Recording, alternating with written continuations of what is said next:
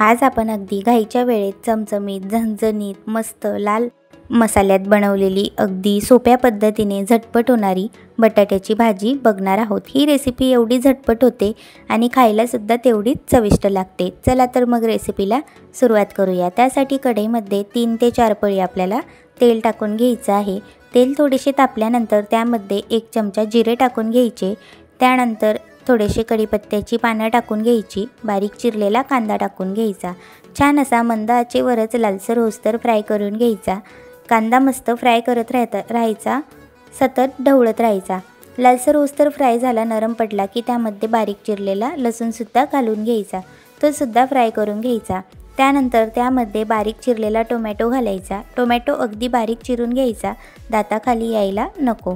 त्यानंतर मस्त तो सुद्धा नरम पडूस्तर फ्राय करून घ्यायचा। टोमॅटो, कांदा वगैरे संपूर्ण साहित्य लालसर फ्राय झाल्यानंतर यामध्ये बारीक चिरलेले बटाटे आपल्याला टाकून घ्यायचे आहे। बटाटे थोडेसे कमी टाकायचे, कोरडी भाजी न करता रस्स्याची बनवणार आहोत। जास्त बटाटे वगैरे भाजीत लागायला नको, त्यामुळे यामध्ये 2च बटाटे मी कट केलेले आहेत, ते बारीक कापून घ्यायचे। 10 मिनिट वाफेवर छान असे बटाटे थोडेसे शिजवून घ्यायचे। हे एकजीव झाल्यानंतर त्यामध्ये आता आपण पुढील मसाले घालूया। आता त्यामध्ये 1 चमचा हळद टाकून घ्यायची, 2 ते 3 चमचे लाल मसाला घालून घ्यायचा आहे, लाल तिखट घालून घ्यायचे आहे।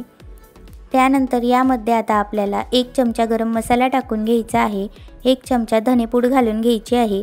हे सगळं टाकल्यानंतर एकजीव करून घ्यायचं, छान मंद आचेवर फ्राय करून घ्यायचं। थोडेसे बटाट्यामध्ये छान असं फ्राय झाल्यानंतर यामध्ये आता पाणी टाकून घेऊया। ज्याप्रमाणे आपल्याला भाजीचा रस्सा हवा असेल त्या पद्धतीने तुम्ही पाणी टाकून घेऊ शकता। 1 ते 1.5 ग्लास पाणी मी यामध्ये टाकून घेतलेले आहे। पाणी थोडेसे जास्तीचे घाला। अर्धा ग्लास पाणी आपल्याला या भाजीमध्ये आटवून घ्यायचं आहे, म्हणजे भाजी मस्त घट्ट होते।